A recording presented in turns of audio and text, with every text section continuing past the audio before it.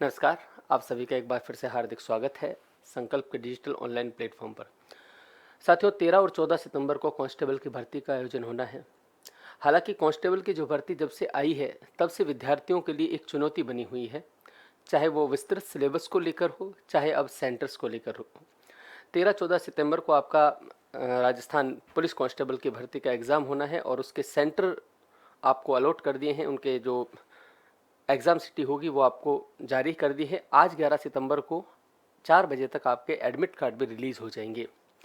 अब समस्या विद्यार्थी के सामने ये है कि घर से 700 से 800 किलोमीटर तक दूर विद्यार्थियों के सेंटर आए हैं। मैं ऐसे बहुत सारे विद्यार्थियों को जानता हूं जो बाड़मेर में रहते हैं, जिनका अलवर में सेंटर आया है। अब बाड़मेर और अलवर का जो डिस्टेंस है ये लगभग अगर बाई बस आप जाते हो तो 15 घंटे की जर्नी बनती है। अब विद्यार्थी ऐसी स्थिति में क्या करेगा, लेकिन एग्ज़ाम तो है। अब आपको इस वक्त में किन किन बातों का ध्यान रखना है, क्योंकि विद्यार्थी का सेंटर इतनी दूर है तो कुछ बातें ज़रूर हैं। 2-3 मिनट में मैं उन बातों पर बात करना चाहता हूं जो विद्यार्थी को ध्यान रखना है दूर सेंटर को देखते हुए। देखिए, राजस्थान कांस्टेबल की भर्ती में लगभग 5 लाख फॉर्म भरे हैं। कितने फॉर्म भरे हैं? 5 लाख। 5 लाख फॉर्म में से जो 1 लाख फॉर्म हैं वो टेलीकम्युनिकेशन के हैं और 4 लाख जो फॉर्म हैं वो कांस्टेबल के हैं। अब जिन विद्यार्थियों को मौका मिला टेलीकम्युनिकेशन और कांस्टेबल दोनों के फॉर्म भरने का, ऐसे विद्यार्थी हैं जिन्होंने दोनों फॉर्म भरे हैं। निश्चित तौर से वो विद्यार्थियों में से बहुत कम संख्या ऐसी है जिनका सेंटर एक ही सिटी में आ गया हो। अब जिन विद्यार्थियों के टेलीकम्युनिकेशन का सेंटर कहीं और आया है और कांस्टेबल का सेंटर कहीं और आया है, वो विद्यार्थी इतने लंबे डिस्टेंस को दूर कर नहीं पहुंच पाएगा। तो डेफिनेटली एक बात तो इस बात से क्लियर हो जाती है कि आपका जो कंपटीशन है वो कंपटीशन डेफिनेटली कम होने वाला है। अब ये ऐसे कोई कह देने वाली बात नहीं है कि कंपटीशन कम हो गया, मैंने कह दिया तो हाँ, डेफिनेटली होगा। उसके रीजंस हैं, क्या रीजंस हैं वो थोड़ा सा समझो। 1 लाख फॉर्म टेलीकम्युनिकेशन के भरे, 4 लाख फॉर्म कांस्टेबल के भरे हैं। विद्यार्थी इतने लंबे दूरी के कारण एबल नहीं होगा दोनों सेंटरों पर पहुंचने पर। हाँ, कुछ लकी विद्यार्थी हैं जिनका एक ही सिटी में दोनों का सेंटर आ गया है। तो अगर आधे विद्यार्थी भी नहीं जाते हैं तो कम से कम 50,000 तो आप यहीं पर कम कर दो, और ऐसा होगा, ऐसा होगा। दूसरी बात, इतनी दूर सेंटर को देखते हुए अब लड़कियों के भी घर से 600-700 किलोमीटर दूर सेंटर आए हैं, तो माता पिता भी थोड़ी सी चिंतित होते हैं कि लड़कियां इतना लंबा सफ़र करने में ज़्यादा एबल नहीं होती हैं, तो उनको कुछ समस्या आएंगी। बहुत सारे विद्यार्थी इतने दूर जाने में संकोच भी करेंगे। संकोच करेंगे तो उससे भी कुछ तो फर्क पड़ेगा ही। निश्चित तौर से फर्क पड़ने वाला है किस पर? कंपटीशन पर। अब चलो, ये सारी बातें हो गई हैं। अब आपको किन बातों का ध्यान रखना है उन बातों की थोड़ी सी अपन बात कर लेते हैं। पहली बात तो ये बात याद रखना सर, 13 और 14 सितंबर को आपका एग्जाम है। कब है? 13 और 14 सितंबर को आपका एग्जाम है। आज है 11 सितंबर। एडमिट कार्ड रिलीज हो जाएंगे। इतनी दूर आपके एग्जाम सेंटर हैं कि आपको समय का बहुत ज़्यादा ध्यान रखना है। आप चाहे तो आज शाम को और या फिर कल 12 सितंबर को मॉर्निंग में आप निकल जाएं अपने घर से, ताकि आप सेंटर पर पहले ही पहुंच जाएं। इस बार एक बड़ा बदलाव है। बड़ा बदलाव ये है कि आपकी जो एंट्री है वो एंट्री 30 मिनट पहले क्या हो जाएगी? बंद हो जाएगी, और 2 घंटे पहले आपको सेंटर पर पहुंचना होगा।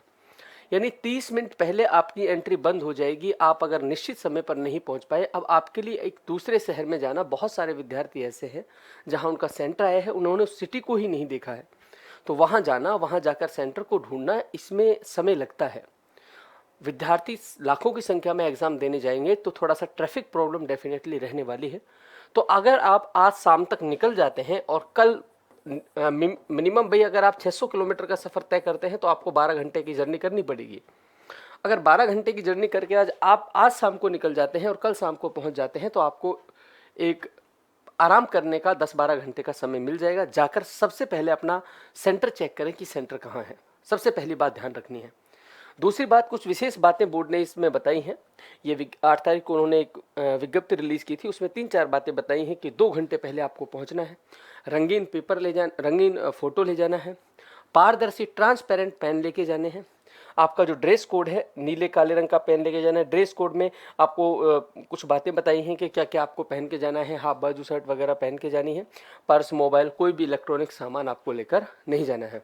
तो विद्यार्थियों से विशेष निवेदन है कि कोशिश करें कि आज एडमिट कार्ड आ रहे हैं, आज ही आप निकल जाएं, ताकि आपको एक समय मिल जाए सेंटर पर पहुंचने का। अन्यथा फिर अगर विद्यार्थी ये सोचेगा कि मैं 600 किलोमीटर का सफ़र 6 घंटे में तय कर लूँगा, ये पॉसिबल नहीं है। फिर वहाँ जाकर आपको सेंटर ढूंढना, वहाँ जाकर आपको चीज़ें करना, ये बड़ा मुश्किल होगा। तो इस विज्ञप्ति में ये बता दिया गया है कि सर आपका सेंटर कहाँ है। तो मेरे हिसाब से आज आप 11 सितंबर को इवनिंग तक आप निकल जाएं, और ये एक इसको विद्यार्थी अपॉर्चुनिटी के रूप में भी देखें। अच्छे खासे संख्या में पद हैं, और ये जो पदों की संख्या है, इसके लिए पहली बार शायद इतने कम फॉर्म भरे गए हों। इतने सारे पद 2018 में आए थे, लेकिन 17,63,000 फॉर्म उस समय भरे गए थे। तो कंपटीशन बहुत कम है। जिन विद्यार्थियों ने मेहनत की है, उनसे मेरा विशेष निवेदन है कि आज ही अपने घर से निकल जाए शाम तक, और अपने सेंटर पर पहुंचें। वहां कोई लोकेशन देखें, आपकी कोई जानकारी है, या फिर कोई छोटा मोटा लॉज ले लें, होटल ले लें, वहां आराम करें। आराम कर कर फ्रेश माइंड के साथ आप जाएं। देखो, इसके दूसरा नुकसान ये भी है, आप अगर कल एग्जाम के लिए निकलते हो तो आपका पूरा 10-12 घंटे जर्नी में जाएगा। और इंसान को सिर्फ काम करने से इंसान नहीं थकता है, सबसे ज़्यादा इंसान मानसिक रूप से जर्नी से थकता है। थकता भी है और वो मानसिक रूप से थकता है। जब आप लंबी डिस्टेंस की जर्नी करते हो तो डेफिनेटली आप टायर्ड फील करोगे एग्जाम में, और एग्जाम में जब टायर्ड फील करोगे तो आप कुछ क्वेश्चंस का मार्जिन वहाँ ये तो होना ही है कि कुछ आपको दिक्कतें वहाँ सामना होगी। तो मेरा कहने का मतलब ये है, आप अगर पहले पहुँच जाते हैं तो फिर आप थोड़ा सा आराम कर लेंगे 5-6-7 घंटे, और आराम करने के बाद एक फ्रेश माइंड से होकर अपने एग्जाम सेंटर में जाएंगे।